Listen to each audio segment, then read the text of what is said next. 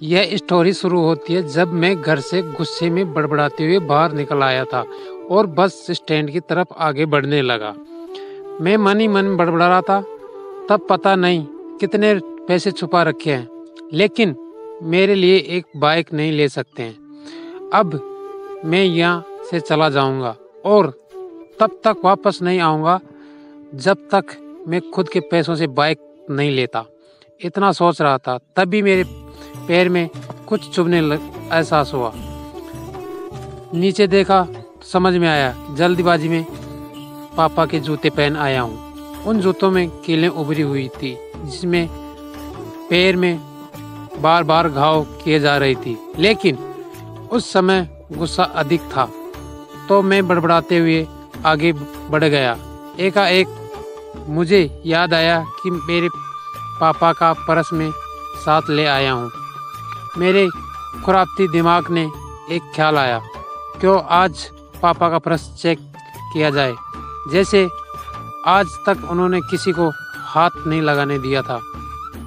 पता नहीं कौन सा खजाना छुपा है इस पर्स में, जिसमें जो किसी को हाथ नहीं लगाने देते हैं। जब मैंने पापा का पुराना पर्स खोलकर देखा तो उसमें पैसे नहीं मिले, लेकिन पर्स की जगह एक डायरी रखी हुई थी। तब मैंने सोचा, ओहो, यह तो खजाना छुपा रखा है। मैं समझ रहा था कि यह पापा ने लिखा होगा कि किस से कितने पैसे लेने हैं और किसको कितने पैसे दिए हैं, लेकिन मैं गलत था।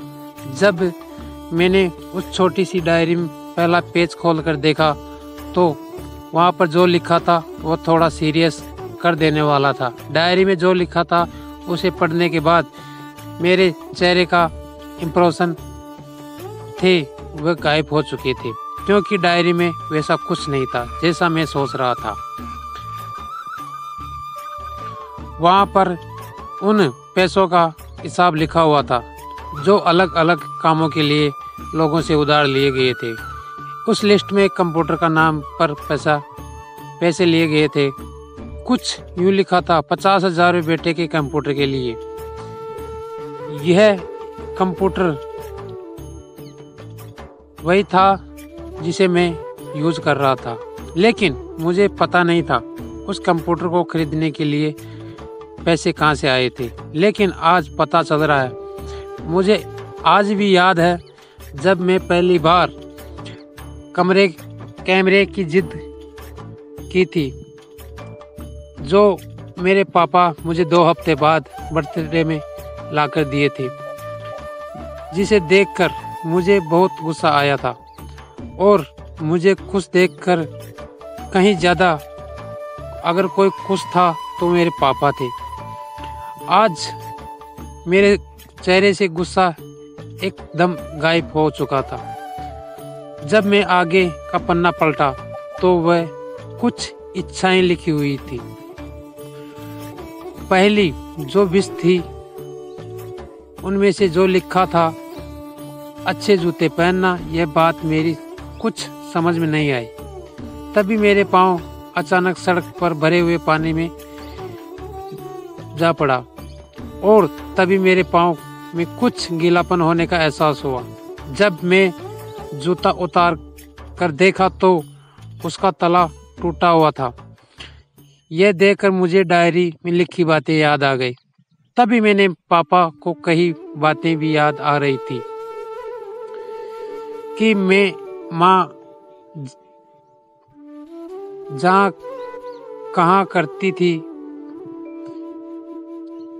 पापा से, आप तो जूते पुराने नए लीजिए। पापा तो अक्सर यह कहकर टाल दिया करते, जूते अभी और चलेंगे, अभी कुछ दिन पहले लिए थे।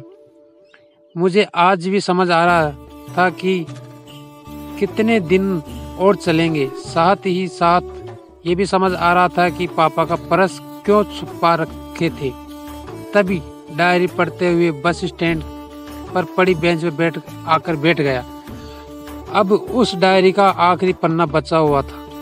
उस पन्ने में को जब मैंने पलट कर देखा तो वहाँ कल की डेट लिखी हुई थी। तारीख के नीचे लिखा हुआ था 50,000 रुपये बाइक के लिए। बस इतना पढ़ा और दिमाग सनक रहा था। अब मेरे मन में कोई शिकवा गिला नहीं बचा था। बस मेरी आंखों से आंसू चले जा रहे थे। मुझे अचानक आज तक नहीं पता तब मैं क्यों रोया जा रहा था। अब मैं जल्दी से घर की तरफ भागा, लेकिन जूतों की कीलें पाँव में अब तक घाव बनाने में कामयाब हो चुकी थी। मैंने जूतों को रास्ते में ही निकालकर फेंक दिया और भागते लड़खड़ाते हुए घर जा पहुंचा, लेकिन पापा घर नहीं थे। मैं समझ गया था कहाँ गए थे। मैं सीधा बाइक वाली एजेंसी के पास तरफ भागा। पता नहीं आज कहाँ से इतनी ताकत आ गई थी कि मैं भागते हुए थक नहीं रहा था, और वह बिना जूतों के नंगे पैर। जैसे तैसे बाइक एजेंसी में पहुंचा। पापा वहीं थे। मैंने पापा को दौड़कर गले लगाया और मेरी आंखों से आंसू रुकने का नाम नहीं ले रहे थे। पापा को समझ नहीं आ रहा था आखिर हुआ क्या, क्यों मैं रो रहा हूँ। मैंने पापा से कहा, पापा मुझे मोटरसाइकिल नहीं चाहिए, आप अपने लिए जूते ले लीजिए। आज से मैं जो भी करूँगा अपनी मेहनत के बलबूते पर पढ़कर करूँगा। दोस्तों, बस इतनी सी थी ये कहानी। मैं आशा करता हूँ कि आपको ये कहानी अच्छी लगी होगी, तो वीडियो को लाइक करें और चैनल को सब्सक्राइब करें। धन्यवाद। जय भारत, जय हिंद।